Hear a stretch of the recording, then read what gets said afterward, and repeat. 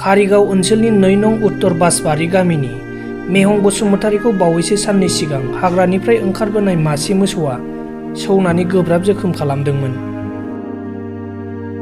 हाग्रानि मोसौजों सौजानानै जोखोम जानाय मेहं बसुमतारीखौ बङाइगाव लवार आसाम हस्पिटालाव फाहामथाय होनाय जादोंमोन। दा मोजाङाव फैबाय। नाथाय रांनि आंखालाव नखरनि सुबुङा मेहं बसुमतारीखौ हस्पिटालनिफ्राय लांनो हायाखै होनना फोरमायदों। दा मेहं बसुमतारीखौ हस्पिटालनिफ्राय बख'ना लांनो गोबां रांनि गोनांथि जानायाव दुखुथिया नखरनि बिफा, बिसि आरो गामिनि सुबुङा रायजो राजानि अनसुंथाइ हास्थायदों। नोंथाङा बे दुखुथिया मेहं बसुमतारीखौ अनसायहरनो गोसो गुदुं जानानै जा एसे हायो हेफाजाब खालामनो सानदोंब्ला account number 348385411106 IFSC code SBIN 0007379 मेहं बसुमतारीनि बिसि पुलनि बसुमतारीनि एकाउन्ट नम्बराव सोना हरनो हागोन। नखरावबो आङो लोगो गैखाया, जेबो आं माजों मा खालामनानै आं बख'नो बे मानसिखौ। आं बयनिफ्रायबो अनसुंथाइ राहा आं नागिरदोंमोन। न'नि जिनिस फाननो नागिरबाबो माबायासै, आङो फाननो हायासै। हा फाननो नागिरदोंमोन आङो, गैया, गाहागानो जाया। थाखा रिन नागिरबाबो आङो होला, हिनजावनि फिसा होननानै। बेनिखायनो आङो दा सोरनिबा अनसुंथाइ मोनगोन खोमा साननानै आङो दा बेबायदि लिंहरनानै आं रायज्लायनाय जादों आरो। दा मा खालामनो, जि जारलायाव गोलैबाय। ओंखायनो दा सोरबा सारमोनहा एसे एनै सोरबा हरनो हायो खोमा, आं बेबायदि सानदोंमोन। रावबो हरा मानो, मा खालामनो आङो। दे आफाफोर, आङो ओरैबायदि अनसुंथाइ लुबैदों। दाखालि बैसागुनि एसे सिगां आंहा फिसालाया मोनसे जाथाय जादों।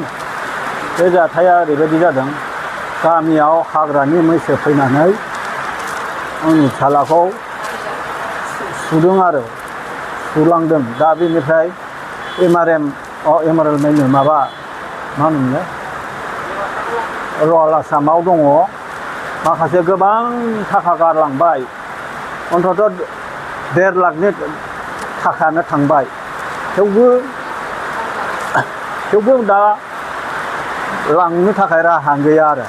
दा नांबावगौ 4 लाखआनो नांबावगौ। बे 4 लाखखौ आइ आफाफ्रा अननानै आंनि फिसालाखौ खुनुरुखुम न'सिम लांनो थाखाय सोरबाफोर अनसुंथाइ हरो खोमा, बेखौ आङो आर'ज गाबदों आरो आइ आफा रायजोफोरनाव। बेनो। खोनासं रायजो राजाफोर, बिसोर जाखिनि बुंदों, खोथा बुंदों, बे नंगौआनो। दासिम बिराद माबा अबस्थायाव जानानै दङ। दा बख'नोबो हाया, खालास जाबाबो लांनो हाया, ओरैबायदि जानानै दङ। आंनो बे गामिनिनो गावबुरा, गाहाय गारजेन, आंनो मिन्थिगौ। बिसोर जा बुंदों बे रावा नंगौ। दासिमबो जोङो बे मानसिखौ लांनो हानाय जायाखै। थाखा फैसानि जुनैनो जगार खालामबाबो जेरावबो मोना, हा बन्दक होनो नागिरबाबो जायाखै, मोनाखै, हाया, लाया। बेनिखायनो जोङो दा जाखिनि रायजो राजाफ्रा जा थाइसे थाइनै गावनि हारि होननानै, गावनिनो बिदा फंबाय होननानै अननानै जा थाइसे थाइनै उसुंलाय होबा हामगौ होननानै जोङो आइ आफाखौ आसाबाद खालामनाय जादों। आरो बेनि थाखायनो जोङो दा बे माबायाव होनाय जाबाय। बुंदों जोंहाथ' दा लाङाबाबो जाया, जेसेबां दोनो जेसेबां सानसेयावनो 3000 4000 नांगौनो। दा बेखौ जों मालाय बोरै दोनबाय थानो हानो।